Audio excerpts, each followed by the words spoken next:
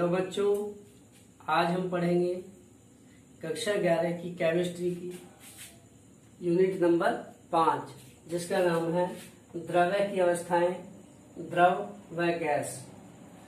द्रव्य की अवस्थाएं 3 होती हैं, ठोस, द्रव और गैस। कक्षा 11 में आपके सिलेबस में केवल द्रव और गैस है। ठोस अवस्था को कक्षा 12 में रखा गया है, कक्षा 12 की पहली यूनिट में। ठीक है, तो आपको पढ़ना है केवल द्रव और गैस। तो चलिए शुरू करते हैं। सबसे पहले हम देख जानते हैं द्रव्य क्या होता है। द्रव्य या मेटल।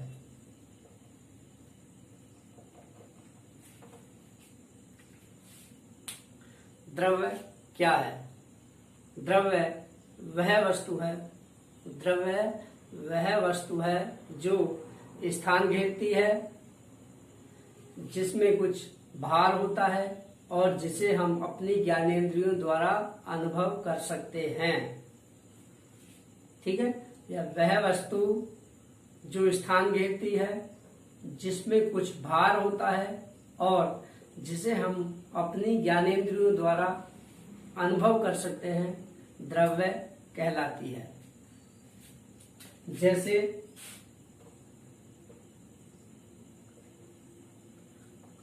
आप ये देख रहे हैं, क्या है? मार्कर है, बोर्ड है, कुर्सी, मेज, हवा, पानी, सब क्या है? द्रव्य है। ठीक है, अब आप कहोगे कि हवा में भार होता है। हवा में भार कहाँ होता है, स्थान कहाँ घेरती है? तो इसका देखिए, यह अनुभव हम कैसे कर सकते हैं। जल में भार होता है, इन सब का तो आपको पता है, लेकिन आप कहेंगे कि वायु में भार कहाँ होता है, वो स्थान कहाँ घेरती है। ठीक है, ये आपके मन में एक शंका आ सकती है। तो देखिए कहाँ है इसमें भार। जब हम गुब्बारे में हवा भरते हैं तो वो फूल जाता है। क्यों? क्योंकि हम अपने फेफड़ों से हवा उसमें डाल रहे हैं, उसमें हवा भरते हैं तो वो हवा स्थान घेरती है और उसकी दीवारों को, गुब्बारे की दीवारों को फैला देती है, तो स्थान घेरती है हवा। ठीक, अब भार नहीं है तो उसका वो देखते हैं। भार होता है लेकिन हल्की होती है। कैसे? क्योंकि इनमें वजन बहुत, इनका जो वेट होता है बहुत कम होता है, लेकिन भार होता है, थोड़ा होता है, ये अलग बात है। कैसे? तो देखिए, जैसे गुब्बारे में हवा भरते हैं हम और उसे उड़ा देते हैं, तो क्या होता है? वो कुछ ऊंचाई तक जाएगा। मान लीजिए बहुत ऊंचाई तक चला गया, 500 मीटर, 100 मीटर, 200 मीटर, इतनी ऊंचाई तक चला गया। उसके बाद क्या होगा? तो अंत में वो नीचे ही आ जाता है धीरे धीरे। क्यों? क्योंकि उसमें कुछ भार है, कुछ द्रव्यमान है, जिसके कारण पृथ्वी से अपनी तरफ खींच लेगी। यदि भार नहीं होगा तो पृथ्वी से खींच नहीं पाएगी, वो नीचे नहीं आएगा बल्कि उड़ता ही चला जाएगा अंतरिक्ष में।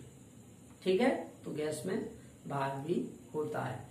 अब देखते हैं द्रव्य की अवस्थाएं। अगली हेडिंग, द्रव्य की अवस्थाएं, स्टेट्स ऑफ मेटल।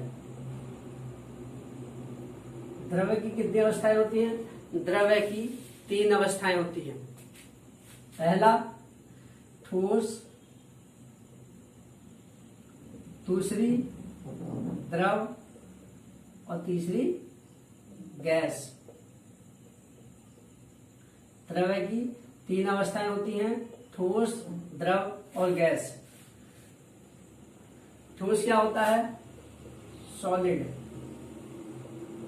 ठोस द्रव्य की वह अवस्था, द्रव्य की वह अवस्था जिसका आकार और आयतन, जिसका आकार और आयतन दोनों ही निश्चित होते हैं, ठोस कहलाती है। जैसे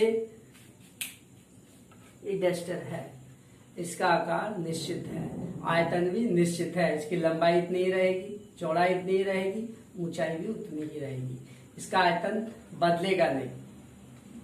ठीक है, और इसका आकार भी ऐसा ही रहेगा जब तक इसे तोड़ा नहीं जाए बाहर से बल लगाकर।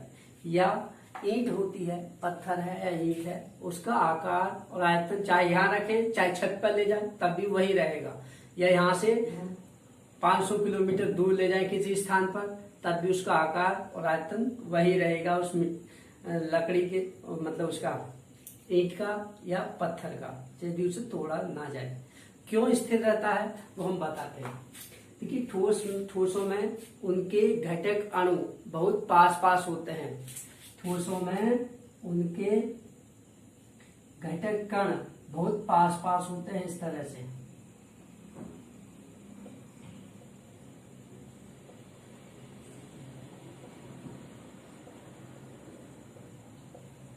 ठोसों में उनके घटक कण बहुत पास पास होते हैं और एक दूसरे के साथ प्रबल आकर्षण बलों द्वारा परस्पर जुड़े रहते हैं।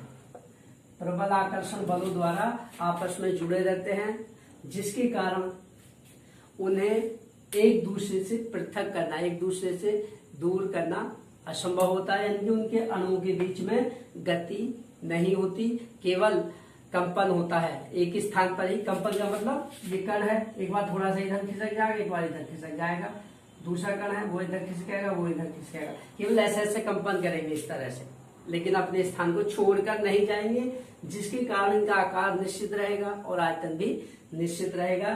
क्योंकि ठोसों में उनके घटक कण या परमाणु या अणु एक दूसरे के पास पास होते हैं और उनके बीच प्रबल आकर्षण बल होता है।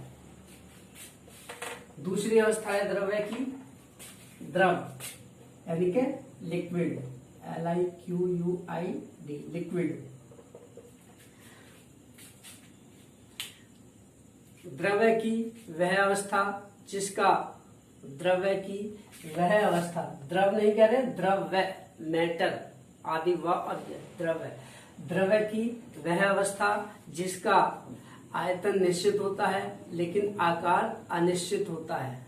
ध्यान से सुनिए, द्रव्य की वह अवस्था जिसका आकार अनिश्चित होता है लेकिन आयतन निश्चित होता है, या जिसका आयतन निश्चित होता है लेकिन आकार अनिश्चित होता है, और जिस बर्तन में लिया जाता है, जिस बर्तन में लिया जाता है उसी का आकार ग्रहण कर लेता है, क्या कहलाता है?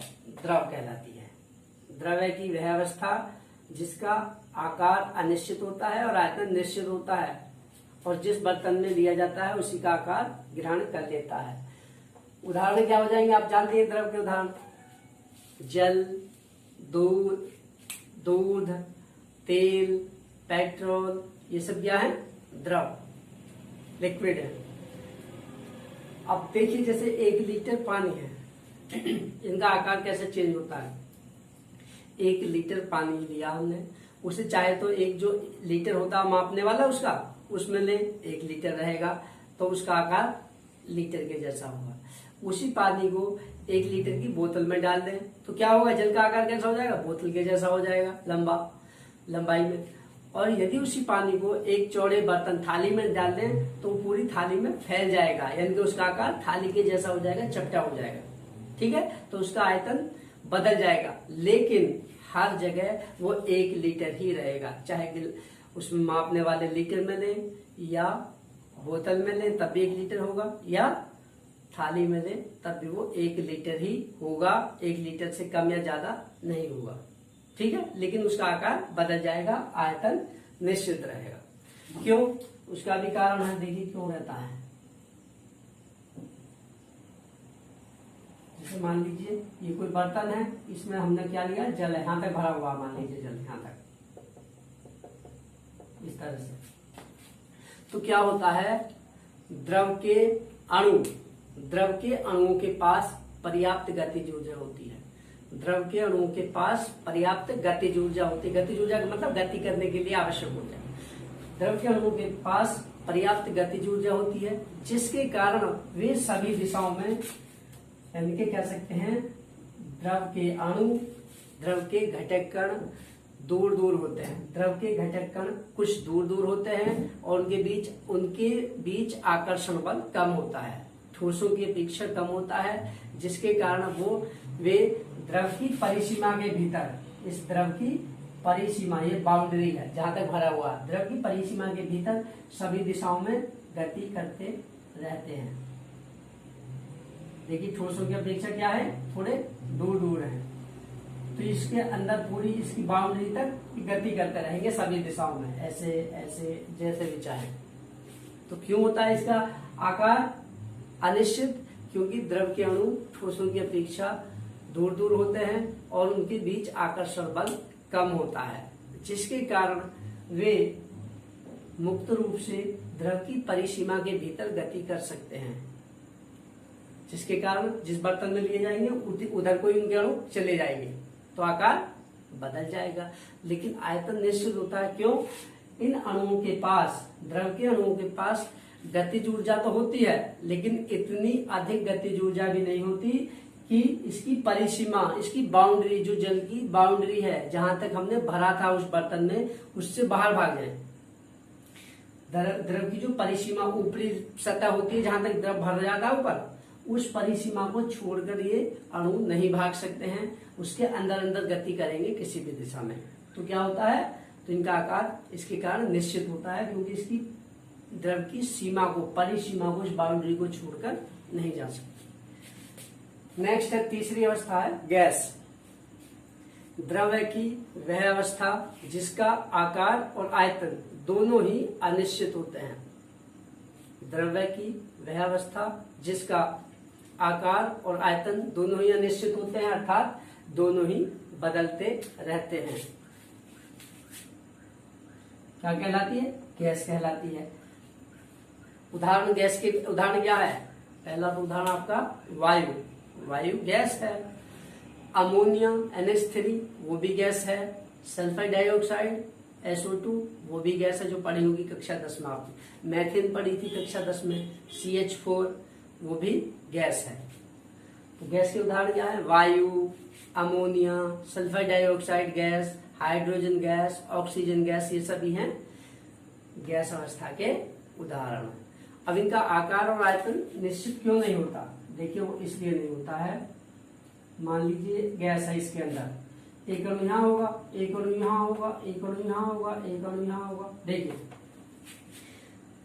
बहुत दूर गैसों में उनके घटक कण, परमाणु, अणु या आयन बहुत दूर दूर रहते हैं। गैसों में उनके घटक कण बहुत दूर दूर होते हैं, जिसके कारण उनके अणुओं के बीच लगने वाला आकर्षण बल नगण्य होता है, बिल्कुल जीरो मान लिया गया है, शून्य मान लिया गया है, जिसके कारण वे सभी दिशाओं में मुक्त रूप से गति करते हैं। स्वतंत्र रूप से। तो जहां तक ये गति करेंगे आयतन गैस का वहीं तक हो जाएगा, जिस दिशा में गति करेंगे वही आकार ग्रहण कर लेंगे। तो क्या हो गया? आकार और आयतन अनिश्चित होते हैं, क्योंकि इनके अणु बहुत दूर दूर होते हैं, उनके बीच आकर्षण बल नगण्य होता है, जो बांधे रखे इन्हें पास पास। ठीक है, तो ये कारण था गैसों का आयतन और आकार अनिश्चित होते हैं। ये तो थी जनरल चीजें। अब है द्रव अवस्था। द्रव अवस्था में पढ़ने से पहले एक चीज है इसमें, अणुओं के बीच लगने वाले बल। पहला टॉपिक इसमें, इसके बाद है अगला टॉपिक अणुओं के बीच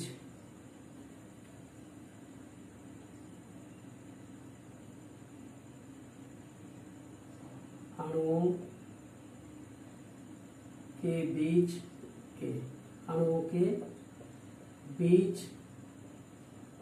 लगने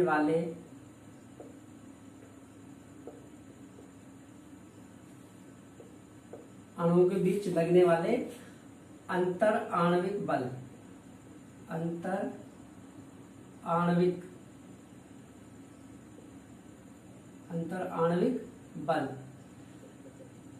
इसको क्या कहते हैं इंग्लिश में? इंटरमॉलिक्यूलर फोर्सेस या इंटरएक्शंस। Intermolecular forces.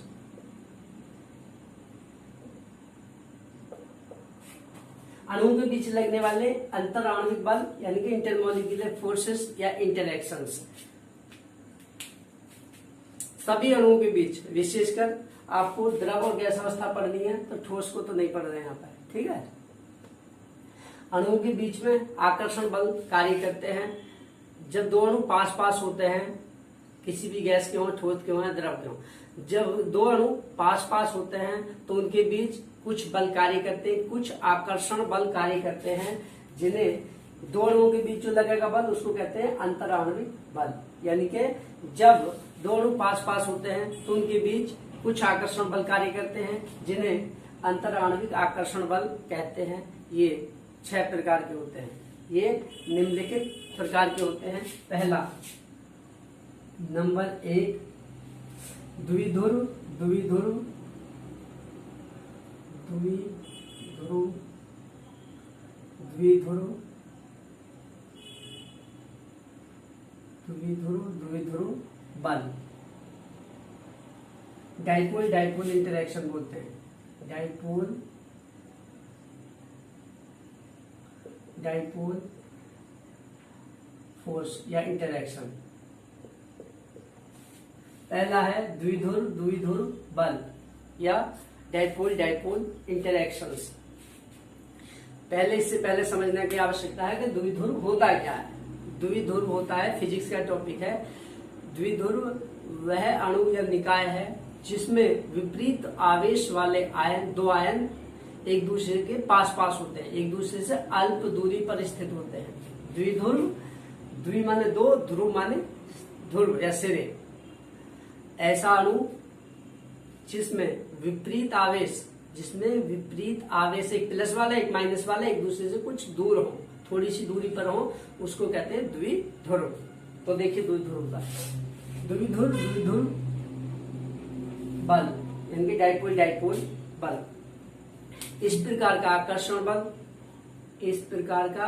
आकर्षण बल या अंतराण्विक बल उन अणुओं के बीच लगता है जिनमें द्विध्रुव अणु में द्विध्रुव होता है, अर्थात विपरीत आवेश वाले दो परमाणु या आयन उपस्थित होते हैं। यह बल ऐसे अणुओं के बीच लगता है जिनमें विपरीत आवेश वाले दो परमाणु या आयन पाए जाते हैं। और ये इस प्रकार एक अणु इस प्रकार व्यवस्थित हो जाता है कि उसका धनात्मक सिरा, उसका धन सिरा दूसरे अणु के ऋणात्मक सिरे की ओर हो जाता है। देखिए कैसा होगा।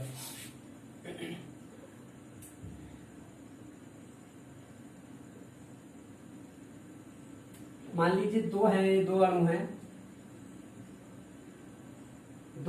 हैं, इधर प्लस है, इधर मान लीजिए माइनस है।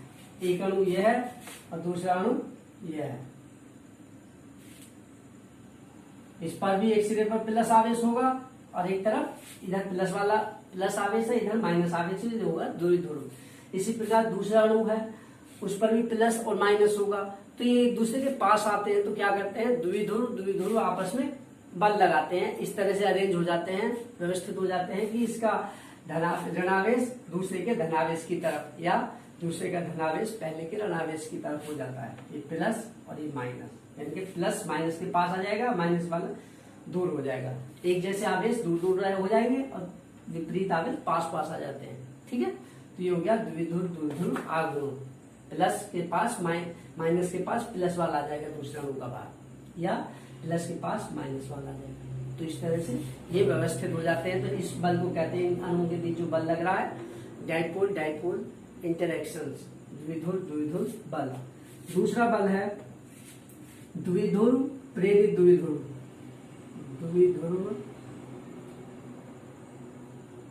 प्रेरित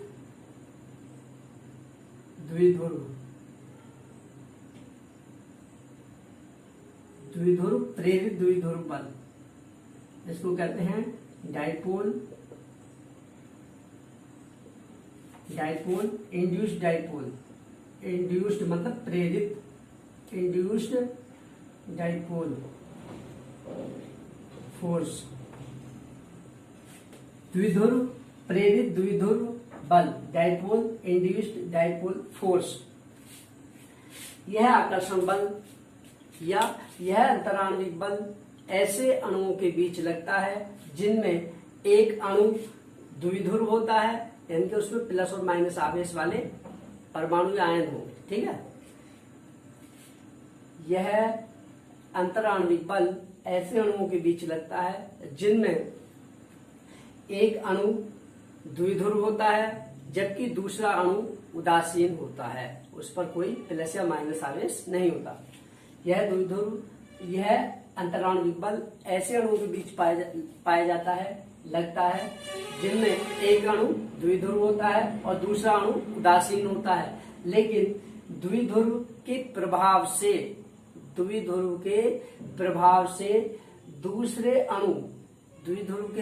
से दूसरे उदासीन अणु में इलेक्ट्रॉन द्विध्रुव के धनावेश की ओर खिंच जाते हैं तथा उसका धनावेशित नाभिक उससे दूर हट जाता है। अर्थात उदासीन अणु में एक प्रेरित द्विध्रुव उत्पन्न हो जाता है, इलेक्ट्रॉन द्विध्रुव वाले प्लस की तरफ और उसका नाभिक उदासीन अणु का दूर, तो इसे कहते हैं प्रेरित द्विध्रुव बल। एग्जाम्पल, इसका एग्जाम्पल छोड़िए। हाँ, इसको जो डेबी बल भी कह देते हैं, इस बल को डेबी बल भी कहते हैं, देखिए कैसे होगा ये। मान लीजिए एक आयन है, इधर माइनस है इधर प्लस मान लीजिए। दूसरा एक उदासीन अणु था तो उसको कैसा अरेंज कर लेगा, देखिए उदासीन अणु था इस तरह से था तो क्या होगा, इलेक्ट्रॉन इसकी तरफ आ जाएंगे और इधर प्लस आवेश यानी नाभिक, उसमें पहले कुछ नहीं था लेकिन क्या होगा, आंशिक ऋणावेश यानी कि इलेक्ट्रॉन इसकी तरफ खिंच जाएंगे और जो धनावेशित नाभिक है वो दूर चला जाएगा, तो इस तरह से प्रेरित हो जाएगा। इसमें द्विध्रुव प्रेरण इससे प्रेरित होगा, उत्पन्न हो गया।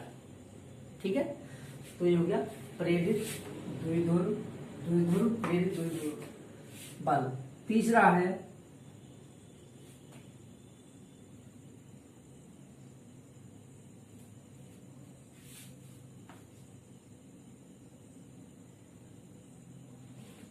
द्विध्रुव आयन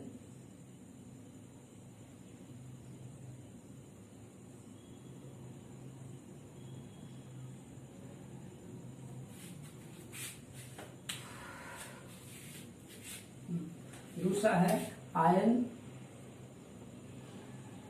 द्विध्रुव बल, यानी कि आयन डाइपोल इंटरैक्शन या डाइपोल फोर्स। आयन और द्विध्रुव के बीच जो बल लगेगा उसे क्या कहेंगे, आयन डाइपोल फोर्स। इस प्रकार का आकर्षण बल या इस प्रकार का बल अंतराण्विक बल किनके बीच लगता है, इस प्रकार का अंतराण्विक बल एक विद्युत आवेशित अणु या जैसे NaCl नमक है, ऐसे अणुओं के बीच विद्युत आवेशित बल और किसी द्विध्रुव वाले अणुओं के बीच विद्युत आवेशित आयन, इस प्रकार का आकर्षण बल विद्युत आवेशित आयन जैसे आयन होते हैं और उदासीन द्विध्रुव अणु के बीच लगता है, तो इसे आयन द्विध्रुव बल कहते हैं। जैसे जब किसी लवण को जल में घोला जाता है तो उसका धनावेशित आयन, तो उस लवण को जल में घोलने पर प्लस और माइनस के आयन बनेंगे। जैसे NaCl को घोलेंगे Na प्लस और Cl माइनस, तो उस आयन को उस लवण को जल में घोलने पर उसका धनावेशित आयन द्विध्रुव अणु जल होता है, द्विध्रुव अणु जल को इस प्रकार व्यवस्थित कर लेता है कि उसका जल का ऋणात्मक सिरा उस आयन की तरफ हो जाता है और जल का जो धनात्मक सिरा है वो आयन से दूर हो जाता है। ठीक है, तो यह इंटरेक्शन कहलाता है आयन द्विध्रुव बल। चौथा आयन प्रेरित द्विध्रुव बल।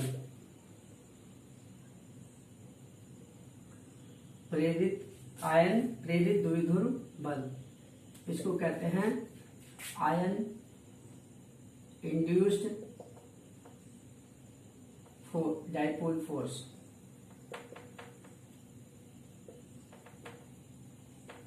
Ion induced dipole force. इस प्रकार का अंतराण्विक बल, इस प्रकार का अंतराण्विक बल ऐसे ऐसे अणुओं के बीच लगता है जिनमें से एक विद्युत आवेशित आयन होता है, जिनमें से एक विद्युत आवेशित आयन होता है और दूसरा विद्युत उदासीन अणु होता है। ऐसे रिपीट करता हूं, इस प्रकार का अंतराण्विक बल ऐसे अणुओं के बीच लगता है जिनमें एक विद्युत आवेशित आयन होता है और दूसरा विद्युत उदासीन, जिसमें कोई आवेश नहीं, विद्युत उदासीन अणु होता है। लेकिन आयन के पास आने पर उस उदासीन अणु में उसके इलेक्ट्रॉन इस प्रकार व्यवस्थित हो जाते हैं कि वह उदासीन अणु में एक क्षण भर के लिए द्विध्रुव बन जाता है, एक प्रेरित द्विध्रुव बन जाता है। इसमें क्या होता है, एक आयन रहेगा, एक उदासीन अणु रहेगा। आयन के प्रभाव से उदासीन अणु में इलेक्ट्रॉन और उसका नाभिक इस प्रकार व्यवस्थित हो जाते हैं कि वह एक क्षणिक रूप से अल्पकाल के लिए द्विध्रुव बन जाता है। इलेक्ट्रॉन आयन की तरफ, धनावेश उसका नाभिक दूसरी तरफ, तो क्या हो गया, प्लस माइनस बन गया, तो हो गया द्विध्रुव। तो इस प्रकार के आकर्षण बल को कहते हैं हम आयन प्रेरित द्विध्रुव बल, क्योंकि आयन की प्रेरणा से बना है द्विध्रुव, पहले से नहीं था, इसलिए आयन प्रेरित द्विध्रुव बल कहते हैं। और पांचवा बल है आपका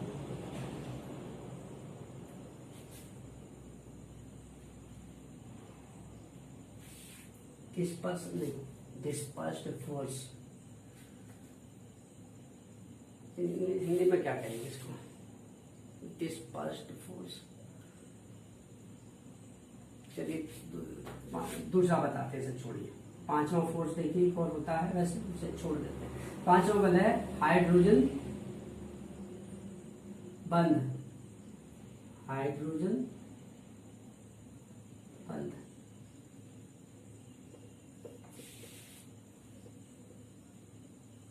हाइड्रोजन बॉन्ड। हाइड्रोजन बंध के बारे में हम आपको पहले ही बता चुके हैं संयोजकता वाले चैप्टर में, एक बार फिर से रिपीट करते हैं। प्रबल विद्युत ऋणी, ध्यान दीजिए, प्रबल विद्युत ऋणी परमाणु से जुड़े हाइड्रोजन परमाणु की प्रवृत्ति होती है कि वह दूसरे अणु के प्रबल विद्युत ऋणी परमाणु के साथ बंध बना ले, यानी कि उसकी तरफ आकर्षित होता है।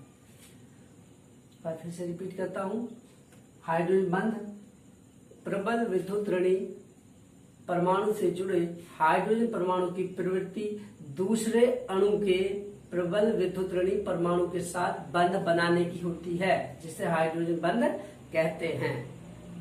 ठीक है, यानी कि इसका मतलब क्या हुआ, विद्युत एक अणु है, उसमें विद्युत ऋणी परमाणु से हाइड्रोजन परमाणु जुड़ा हुआ है, तो क्या करेगा, उस हाइड्रोजन परमाणु में क्या होगा, दूसरे अणु के विद्युत ऋणी परमाणु की ओर आकर्षित होगा, उसकी तरफ खींचेगा। तो उनके बीच, दोनों अणु के बीच, चूंकि हाइड्रोजन एक अणु से जुड़ा हुआ है, विद्युत ऋणी परमाणु के साथ जुड़ा हुआ है, तो उससे अलग तो नहीं हटेगा, उस अणु के साथ जुड़ा हुआ है, लेकिन दूसरे के साथ भी जुड़ना चाहता है, तो उसकी ओर आकर्षित होता है। यानी कि दोनों अणु के बीच जो आकर्षण बल लगेगा उसको हाइड्रोजन बंध कहते हैं। तो बच्चों, यही थे मुख्य रूप से दो अणुओं के बीच लगने वाले अंतराण्विक बल, इंटरमॉलिक्यूलर फोर्सेस। इन सभी बलों को केवल हाइड्रोजन बंध को छोड़कर, इसको छोड़कर इन सभी बलों को कह देते हैं संयुक्त रूप से वान डेर वाल बल। वान डेर वाल बल, ठीक है। इन सभी बलों को संयुक्त रूप से वान डेर वाल बल कहते हैं। और ये बल जो है केवल कुछ ही दूरी तक, बहुत अल्प दूरी तक प्रभावी होते हैं, बहुत ज्यादा प्रबल बल नहीं होते, जैसे विद्युत संयोजी बलों की तरह या सहसंयोजी बलों की तरह। सहसंयोजी बंधों के बीच जो बल होता है परमाणु के बीच, या विद्युत संयोजी आयनों के बीच जो बल होता है आकर्षण, उनकी तुलना में बहुत ही वीक होते हैं, दुर्बल होते हैं। ठीक है, इन सभी बलों को वैन डेर वाल बल कहते हैं, जो बहुत ही दुर्बल होते हैं। तो ठीक है बच्चों, आज के लिए इतना ही पर्याप्त है। आशा करता हूं कि आपको समझ आ गया होगा। यदि कोई परेशानी हो, कोई प्रॉब्लम हो, तो आप कमेंट करके पूछ सकते हैं। Thank you.